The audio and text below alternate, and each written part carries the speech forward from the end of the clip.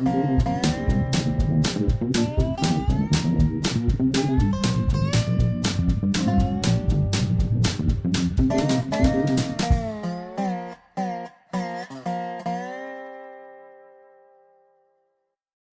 Monk, the Prairie Monk, WAFT Champaign 90.1 on your FM dial. And Dave on the board. Today is Sunday, January the 19th, the day before Martin Luther King Day, and you're tuned to WEFT Champaign 90.1 FM. And this is the Prairie Monk program, WEFT's weekly look at rails, trails, very cold greenways, and conservation, and whatever else Dave has been up to in the last week. I will give you a quick bicycling report. Maybe not the best of days to be out bicycling. Maybe a better day to take the bus to get around. So, go ahead. So, what's up this week, Dave? Okay. We've been moving through some things that make application for grants and getting ideas into action. You almost need a beater for what you have done and what you might want to do, your mission. And today I would like to look at a strategic action plan. It sounds formal, but it's a plan that allows you to think about what your resources are and how they might be put into action. It is not written in concrete. It is sometimes done once every 5 years, once every 3 years. It involves a lot of the community, and that is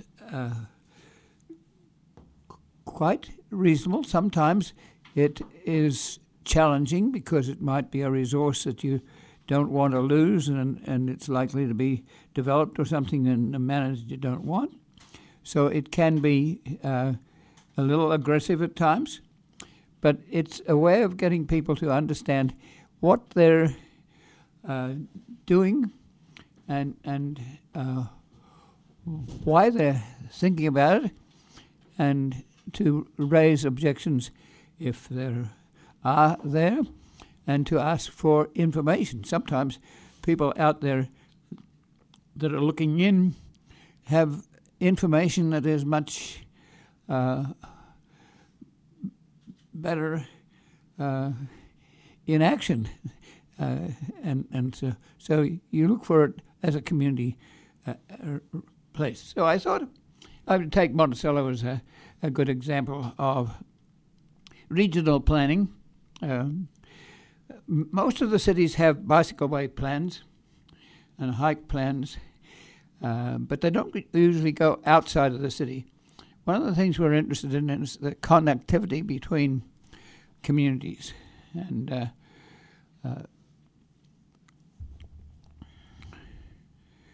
it's a community that's about 25 miles out of Champaign. It has terrain that you don't have in Champaign, and not at the same extent. It's Cerro Gordo moraine left by glaciation, and a creek that drained it and burst through it is the Sangamon River, and it goes through Piatt County sort of on a diagonal. It collects its water from the headwaters way up in Ford County, comes down through Fisher and through Whiteheath to Monticello, and then on to Decatur. And it's part of the character of the community. Since it's on the edge of the town, then or on the edge of the river, there are big groves that grow where there is drainage and on the edge of the river. Early settlement was by rivers, and that is established in Monticello with the creation of a grist mill and lumber mill run by water. That means you had to have a long race, and it's at Musgrave, and the grinding stones are still there. The the later development was by railroad, and so, and even later than that, the railroads gave way to vehicles, motor vehicles, which are much more convenient. So you watch this transition. You watch the input of airlines or air input too, different forms of transportation, and you watch the corridors that are parallel to old highways, which means that the old highway is often less used than the new interstate that happens in Monticello with Interstate 72, which has replaced old Route 47, which leaves 47 modestly available as a shared road. Monticello has an interesting courthouse and square, which is intact, and it has good schools. It is a bedroom community for Champaign to some extent, because and Decatur too, because people can work in Champaign and live in Monticello, and it has a history of entrepreneurial development. Dr. Colwell came to the area, and he was the area doctor. He had given birth to most of the children, and he was interested in pepsin. Pepsin was a palliative for indigestion and constipation and things like that. So it has its present day in Pepto-Bismol, and it got to be very popular. And Dr. Colwell didn't really want to do the entrepreneurial thing because people were lining up at his door, and these were sometimes people out of town. So an entrepreneurial group got together and got hold of a Piatt County house, and very shortly they had a 5-story building on a hill, 5 stories at the lower place and 3 stories at the upper place, with railroad access, and they were selling this product around the world. So this is an example of entrepreneurial business that went on in small communities around the country, and to some extent it was a historic artifact for that community. It was a big grayfield factory, called grayfields, and they're everywhere where people have moved out and gone to lower labor costs overseas, or there's various reasons why grayfield factories remain, and they remain sometimes empty and decrepit. And so the Monticello pepsin factory, which took on probably about 300 employees, was a very friendly place. But as you get heritage, as your entrepreneurs have children that get degrees and move on to different things, then you also have obsolescence. So the factory was a batch process factory where you put in a certain amount of materials and it came out the other end, whereas modern day factories are often continuous. So there was, but in 1980s, that factory closed out, but it had around it a bunch of railroads and history that is right there in Monticello. In time, that area probably will retain some of its history. Old jails, old places that Allerton has donated. Allerton Park is just up the way. So let's look at these resources just as an exercise in doing a strategic action plan. One of the most prominent events is that you have railroads, and railroads follow moraines or across rivers in their own way. But there were several railroads that run through Monticello.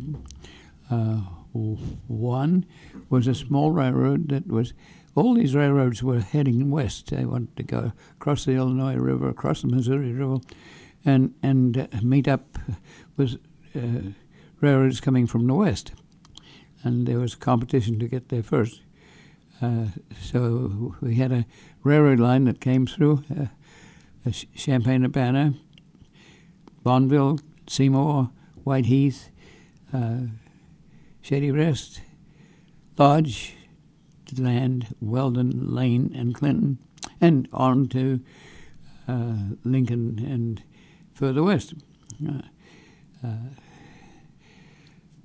The interesting thing here is that the Railroad Museum, which is there and well established now, used to be on North Neal Street near the post office with one car, and gradually it has acquired a national reputation and has a lot of rolling stock and a lot of character, and people go out there. And so Monticello Railroad Museum has become an icon for the brochures or information that's going out of town. And they have rides that range from people wanting to drive an engine for the first time, perhaps as a graduation present, or wanting to just ride, or even volunteer and help to put in ties and maintain the railroad bed. The Monticello Railroad Museum acquired an interurban parallel to the main line, which main line would go from Champaign to Whiteheath to Monticello to Decatur, and then from Decatur it would go up to Clinton and come back to Whiteheath. That circuit was the main line, but there was also an interurban. And interestingly, the main lines came in the 50s, 60s, 70s, and roads parallel the railroad lines. That was fairly convenient. And also the interurbans parallel the railroad lines. And so the Railroad Museum, not expecting that the main line would close out, bought the interurban for not quite 7 miles, but it's parallel to the main line. Well, then the input of vehicles and highways and convenience meant that motor vehicles came into action, and that included right up into the 50s. People came back from the war having driven tanks and things, and they could use roads rather than railroads. So the railroads were convenient in the day. They were on a north, south, east, west grid, and every once in 5 miles you'd have an elevator. Those little towns, 60% of the people were working the elevator or the railroad. Where you have a river, then the east, west, north, south Platte doesn't work out quite so well. So you have these little roads that are windy and rather interesting. And so the banks of the Sangamon River are interesting. And when you get over towards Clinton, you get a Salt Creek that has the same sort of roads that go their own way, and you're looking for things that are interesting and a little bit different from a relatively flat area where you don't have that sort of character. You have railroad lines, you have microcosms, but not a lot of drama. And when you're looking to develop an area, and development, it doesn't necessarily mean you want to put in high-rise buildings. It just means that you want to utilize the resources that are there. And it can be done in a very gentle manner. Sometimes some people want to take over and do dramatic things, and so that raises a little concern. But we're talking about putting together a strategic action plan that might be in the file cabinet until such times as a grant opportunity comes by or some development opportunity arises that is quite reasonable and interesting, and it often brings tourist money and character to little towns it moves through. So you can have the prairie that's on the railroad bed on the right-of-way, or you can have trails. You can have both. And you can have also rails, return to rails. And that's not always going to happen. But sometimes it is quite convenient that an occasional train does not necessarily stop people from walking down the tracks. The people who drive railroad engines have conniptions about doing that, but there's a shared opportunity here. So let's go now to the Railroad Museum, which all of a sudden the main line closed out. And so, wow, they bought 7 miles of main line, so now they have about 6 miles of interurban, the lightweight rail, which allowed passengers in a little tram car to go between towns, and the main line, which would take freight and people and express delivery in the day when rails were really active. So Monticello bought 7 miles of railroad bed with a Y at each end. A Y is where you have like a triangle, and you can turn a train on a Y. It's kind of helpful in a historic sense because people don't necessarily want to push a train or pull it backwards, and so turning a train around is helpful. It also allows trains to go in different directions. The Railroad Museum has a depot called Nelson's Crossing at the yards nearby to the Nelson's Crossing, and that's where you get on the train, and it's usually only 3 miles to Monticello, where there's a depot that's been pulled in from another railroad line, and you get the experience. Young people who have never ridden a train enjoy that especially. It doesn't have to be too long because people get bored with the sameness. That's one of the worries if we're doing strategic action planning, is that it's 25 miles into Champaign. So what you do with young people who don't want to sit around for 25 miles. So you have to figure out what they can see on the way. Can they see an elevator? Can they stop and look at a prairie? Can they sometimes be invaded by drama people who would create a little interest in tearing people's shirts off and whatever, and create an interest? Could it be a small community that has character? So you're looking at 7 miles that has a Y on each end, and it also has access to a Norfolk Southern line that comes north-south through Monticello, and it's still active at the moment. One of the things when you're looking at railroad lines closing out, you're often looking at whether your particular railroad line will close out, and it behooves you to have some idea of what you might want to do with it if you could buy it at a reasonable price.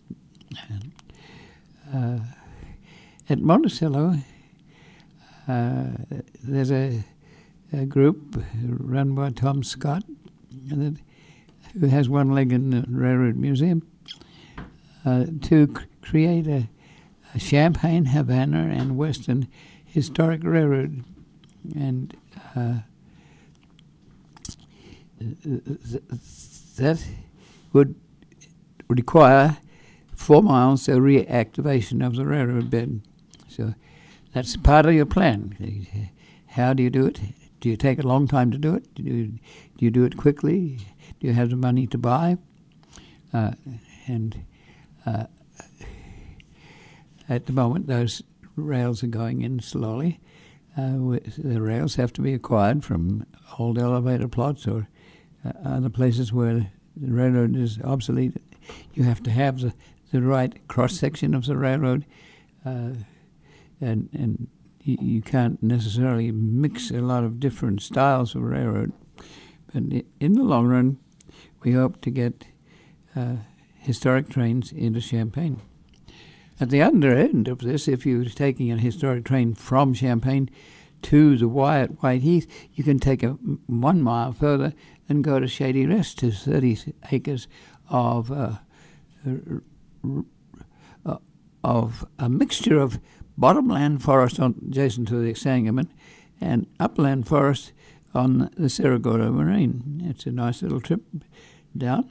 It's often used by people who walk down it, and so if we're dealing with strategic action plan, the question is, can, by a schedule, a train go down there twice a year for a Chautauqua, or can it go down there more often, weekly when the railroad is running? You have to understand that Nelson's Crossing, or the depot and yards of the Railroad Museum, is in the middle of the 7 miles, and there's 3 miles that they could go up to Whiteheath, and just recently they went up to Whiteheath with a train, and you have to be amazed that people are impressed by this, and they think of how they can upgrade their community to attract that railroad up there. A little bit of re-rail down to Shady Rest, and you could have a Chautauqua, an old form of people getting together in the horse era, when you'd have speakers and religion and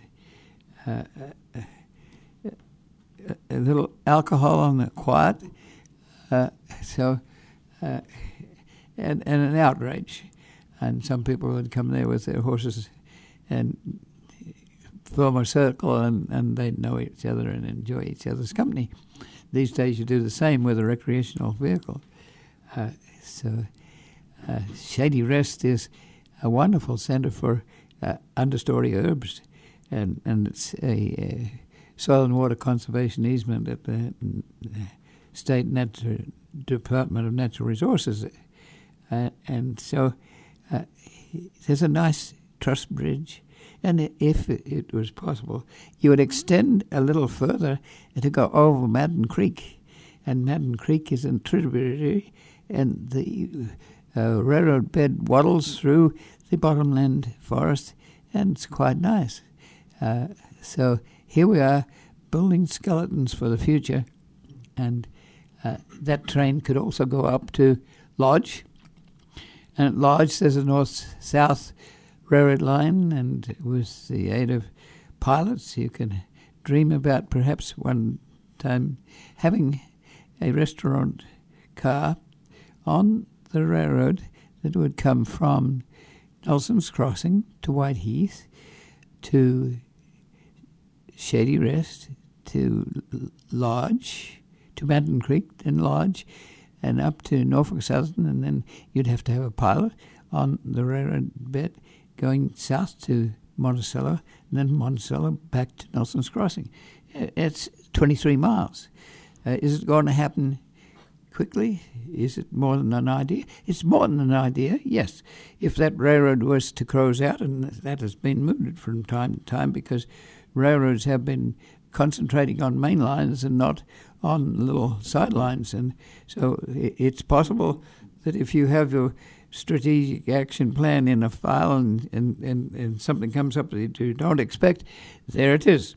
And you've talked to people and you get some opinion as to whether you could go up to Lodge.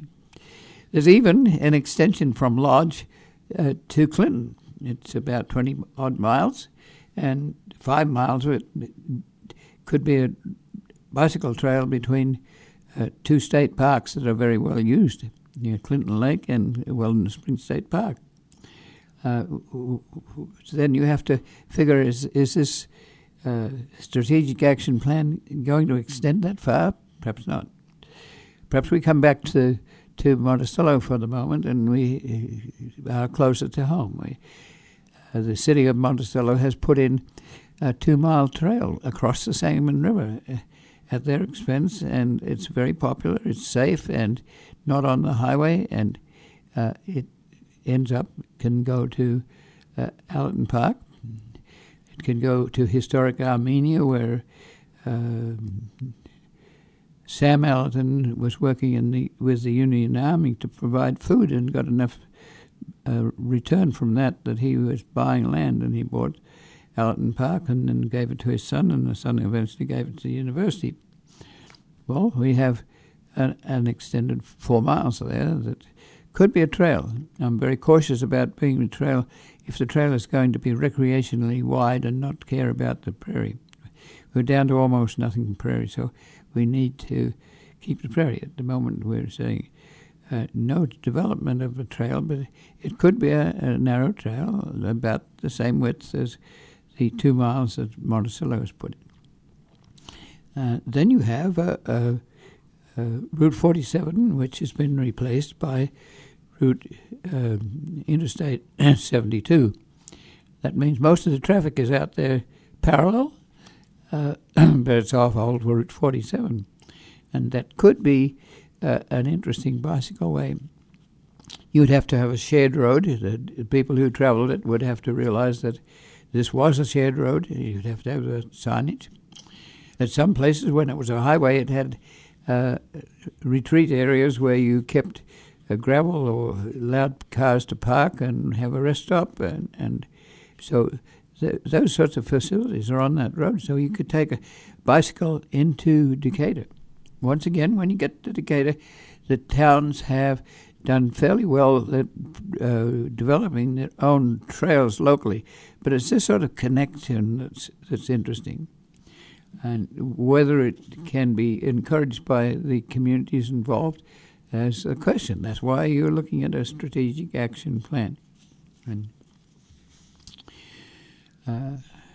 there are also the need for trails through Allerton Park, and you can make a circuit there so that you can come back into Monticello on a different road and a different experience. There are rookeries, and you're crossing the Sangamon again, and just interesting things to do. There's the Allerton House. There's the commercial part of it. It's a little bit small for a big venue, so there's an attempt to increase the size of the house or the facilities around it, so that you can have a fairly large meeting that is in an interesting location.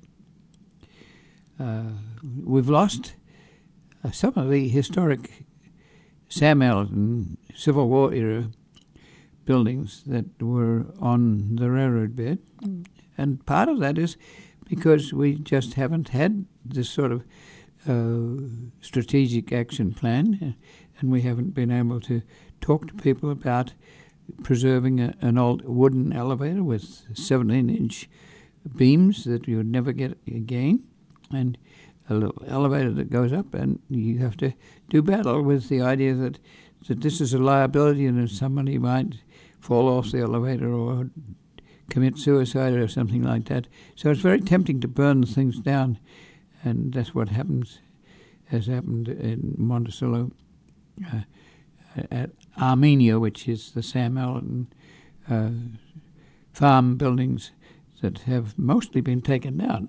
But some of these things you need to remind people that this is a heritage. If you were in Europe, you wouldn't be taking these buildings down, you'd be using them. And we tend to take down buildings and put up something similar, but different for a different era, and we don't always need to do that. Right. So part of your strategic action plan is to try and save a building. We've recently been working with a high school in Paxton that could have been a icon for the community, which is putting up a flagpole on 57 to attract tourists. But here was the icon that they'd come to see, was eventually demolished. So strategic action plans let people get involved, and there's something that you can bounce off. If somebody wants to do development of a certain time, they can go see what your area is concerned about. So going back to a little more distance, we need connectivity. We need connectivity for the insects. The birds and the bees need to be able to breed. They need to be able to find habitat, and it's monstrously lacking. So we have a trail that's coming in from Bloomington to Farmer City to Mansfield, and we don't have a connection into Champaign because that portion of the railroad was not demolished. It was kept for taking grain out onto that north-south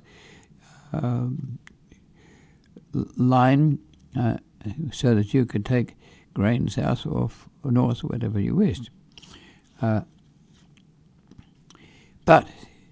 the line coming in from Bloomington to Mansfield, at Mansfield it's just about 5 or so miles, might be 7 miles away from the line that is at White Heath. So with a little bit of imagination, you can get your way into Champaign by alternate means without getting killed on the way. So you have to think about going a little bit more distance than you might just for your own community. So Monticello, in this case, is a region, so we're looking at a region. And we even go further. If we want to come from Decatur to Danville, then there's a Kickapoo Trail which is in action, and it's being built at the present time, and the parts that are finished are amazingly used. So you'd want to think about that and think about how the money has come in from the federal government and the state government, and then individuals. And other grants have provided money for toilets or picnic tables or set-aside areas that would be a headquarters for the trail. Some of these trails pass hospitals, and the hospitals actually use the trails. They're designated for a heart attack of a certain type. They can go a certain mileage on the trail. So you can have urban trails. So you have to think about, you're thinking about Monticello, but you're also wondering how you get across Champaign-Urbana and how that rail trail right outside the front door of Carle Hospital and the back door of Ravine, or it's got a different name now, but it's a matter of how you spend your money and how you get to Champaign, and how you could join up with a tourist train coming in from Monticello Railroad Museum. If you don't save those sorts of sites and those sorts of corridors and cherish them, then you lose them forever. It's often not possible to replace these things. If you have a rail trail, you have to buy the right-of-way, and it's very easy to invade the right-of-way. We've had people who want to put a road cut across a right-of-way, and that means that in our strategic action plan we have to deal with the right-of-way. And the State Department of Natural Resources is very familiar with people who want an extra escape across a rail trail, and it kind of destroys the connectivity. So then we take that issue to the state, and you find a sympathy there because others have asked beforehand, and they've actually said no. Well, you have to know that if you have a road cut from Applewood in Monticello, you can get onto the expressway and into Champaign in 25 minutes. So a road cut was even advertised before we even had a chance to be told that that was going to happen. So you have to then think about how you argue the point. And often those road cuts are considered a fire hazard. So you can get a fire engine into a subdevelopment, and so that by eminent domain, your road cut can be taking over an area.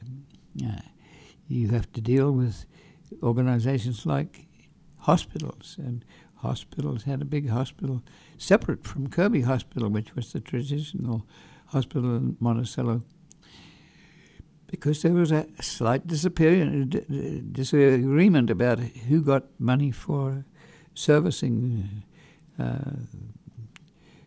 various medical, especially outpatient services.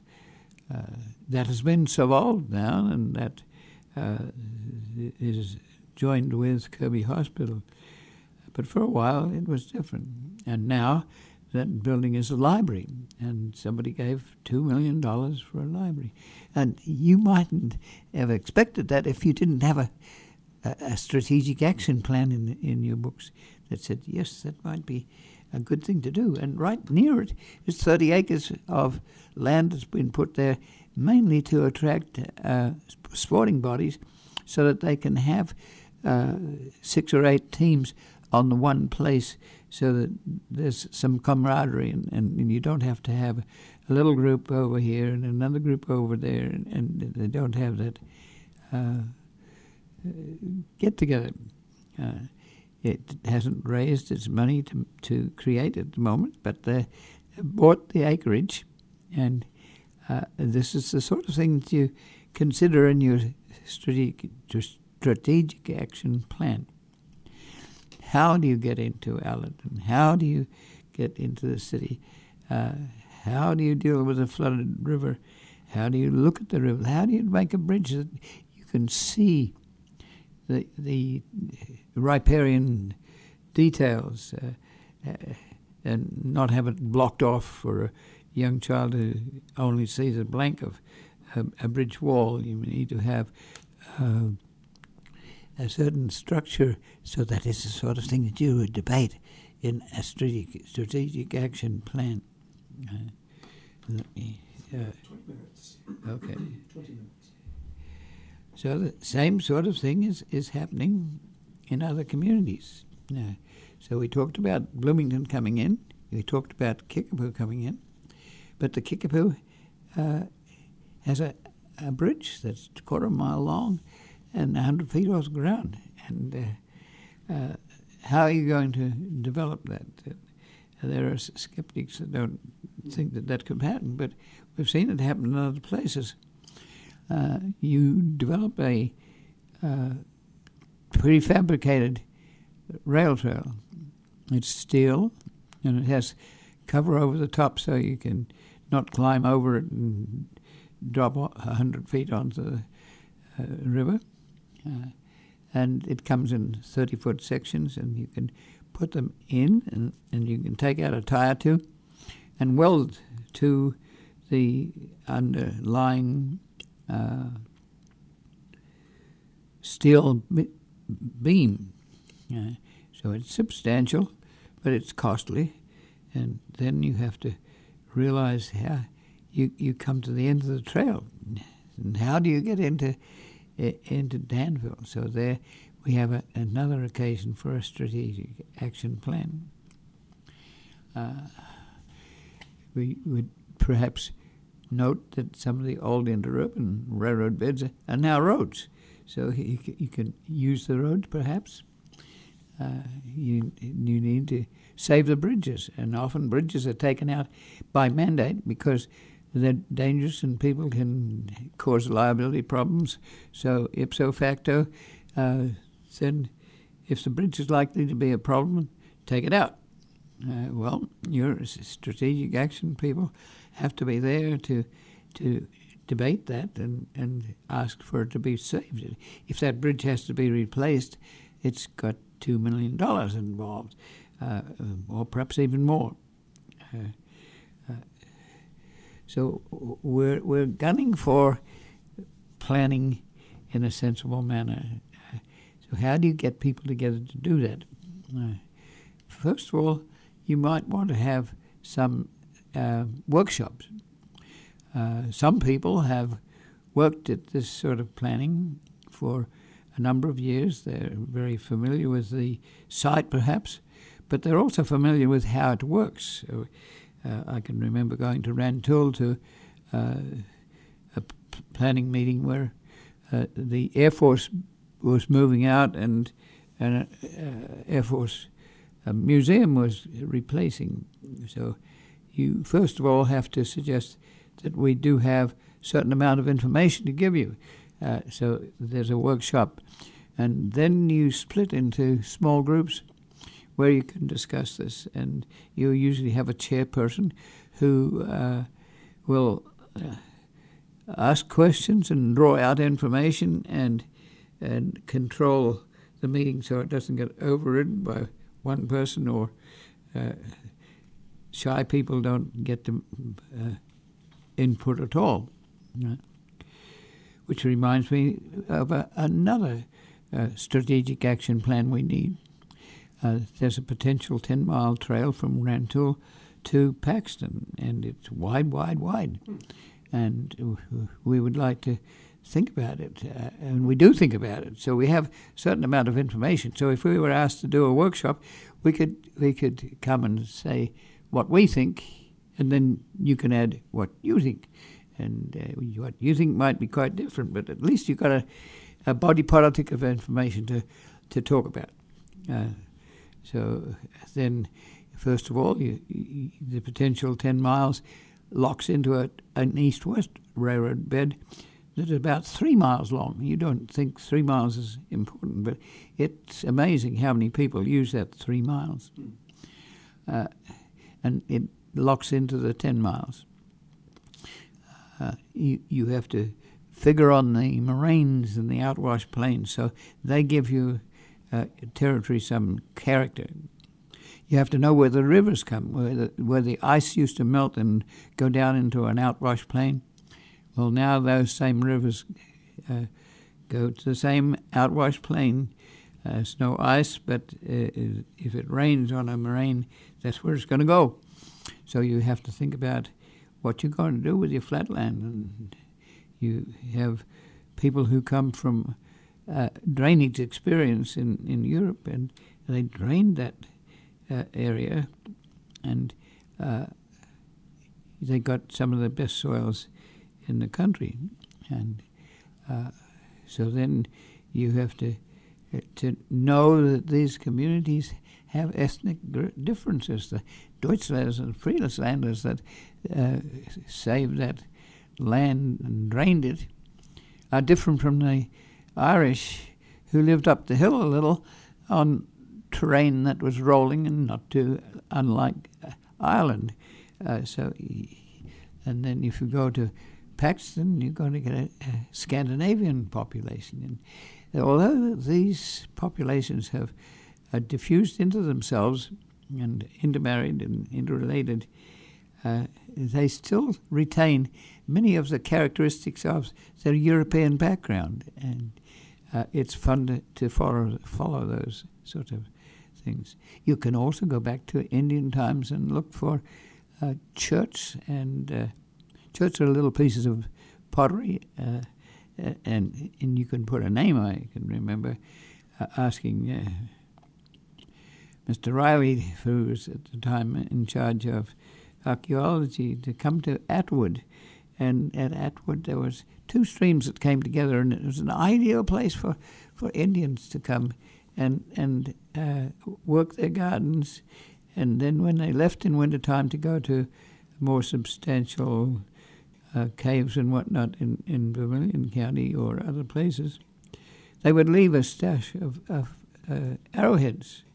And some of those arrowheads were obsidian, and obsidian came from hundreds of miles away. So people were trading, and so there's history in them there hills. And the cemeteries have settler history. Some of them have been unkept, and they become prairie history. So looking at these corridors, you can broaden out, and you can perhaps take a tourist off at 57 at Kankakee and have them come south and see Prairie on the way. So you have to think about, can you put up a kiosk here or a sign there, or have a little visitor center somewhere so that people can understand what they're looking at, because really it just looks like any other weed and you don't know what's in there. And those people might want to stay over. That means that there'll be some income at the restaurant or the motel. And then there's also places where these people interact with the locals. If they don't know where to go, they ask questions, and very shortly you have someone who knows the territory and will explain exactly where you want to go and how. And sometimes they'll take their car and run in front of you to make sure that you get to the place you wanted to go to. Just trying to think what you can do in the future. If I had my druthers, I'd have a trace coming from the Arctic, which is warming up, and all sorts of things are happening there. And you come through a number of different ecologies down through Illinois, through Wisconsin, through Illinois, with sidebars to places where there's been sand dunes blown up from after glaciation, or geological interest. There's faults and some Madrid-type underground activity that you don't know quite what about. And so it's interesting for people to understand this. Go to southern Illinois and you can get a history of the rivers, the Ohio flowing in a totally different manner, the Illinois flowing differently, and how did this happen, and what is the history? When you get to southern Illinois, the soils are not so good. This is because the glaciation that reached there either didn't reach there, or if it did reach there, it was drawing rock and rubble from a site in Canada that was not so rich in soil nutrients. If you go further south yet, you're going to get into Tennessee and through to New Orleans, and all the problems that come with the Delta region, where shipping wants to come in and wants to destroy the mangrove forests and the vegetation that supports the creatures that make that area grow well and survive. And if you want to get rid of that, then you're not going to be in a very good shape. So once again, a little bit of planning helps. It doesn't always help. The Australians don't have a plan for fire prevention. It's dramatic at the present time, but there are now people who are getting degrees in fire management because it's a complex thing, and you need to be able to put together some of the numbers that make fire prevention possible. So when you get your plan, you then need to distribute it. You may want to have a plan that's 50 or 60 pages long for people who are specialists to know what is in your evil mind. But you need 30 people to know generally what's there. And then you need 50 or 60 of those plans to go out to people, and you're begging them for information and to come to workshops and to enjoy yourself trying to figure out what to do with this skeleton of railroads. Then you need 150 flyers that are 2 pages long, which just suggests that this is something you might want to be involved with. It might be volunteerism, it might be putting finance into it, and it might be talking to your legislator that has the power to look at something and get it underway. You may need to hire attorneys that are specialists in land acquisition and planning and landscape architecture, and that's where some of your 6 number 55-page units go. So some of these things get to be very specific. It's not always easy to buy a piece of land and then give it to someone.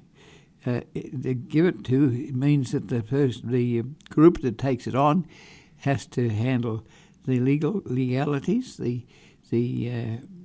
maintenance, and sometimes that's not possible. We're having a lot of churches that retire, and often they would willingly give their church to a community involvement, but it's not always possible for the community to repair a spire or keep maintaining a huge facility that obviously has wonderful character. We're talking about Notre Dame in Paris at the moment that is drawing money because it is a historic icon.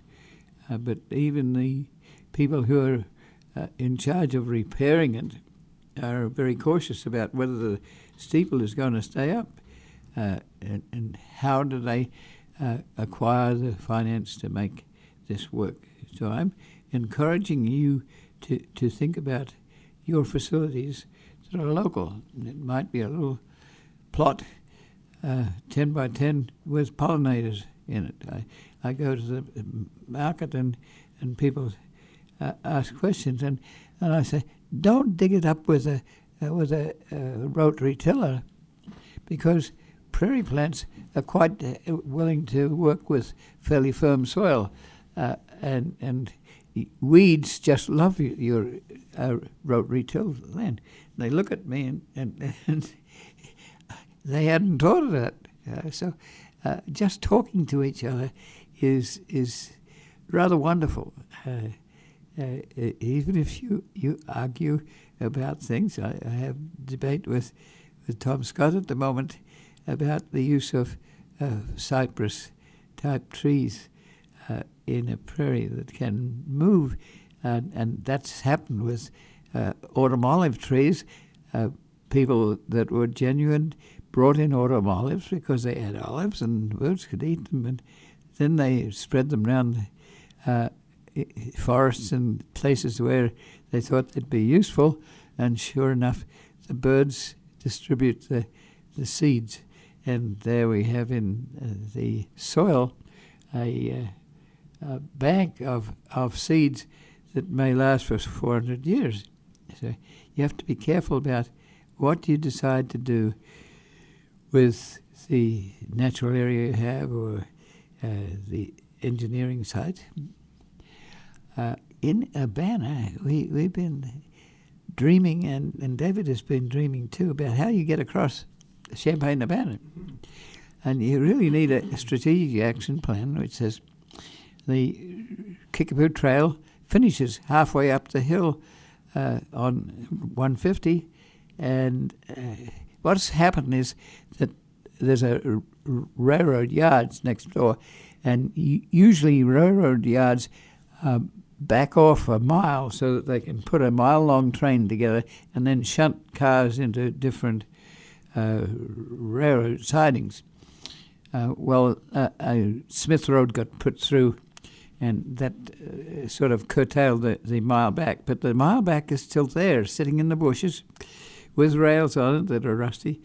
And our suggestion is that the Forest Preserve, which owns the Kickapoo Trail, would buy that extra quarter of a mile, and then work with the railroad yards to go around the north side through the MTD headquarters, which used to be a place where you repaired engines, and you had a turntable there where you could turn an engine around. So then over University Avenue, at a location where you may be able to put a very light rise bridge over University Avenue without even having to go across it. But so then we go to the yards and across the boneyard and up through and around by Busey Woods and eventually on Washington Street. And that's another sort of strategic action plan where someone, even with only one person that has an idea, should lodge that with the Park District or the Forest Preserve or whatever. 10 seconds. This is Dave Monk, your Prairie Monk, WAFT Champaign, 90.1 on your FM dial. And Dave on the board, and as always, the views and opinions expressed are solely those of the speakers and no one else.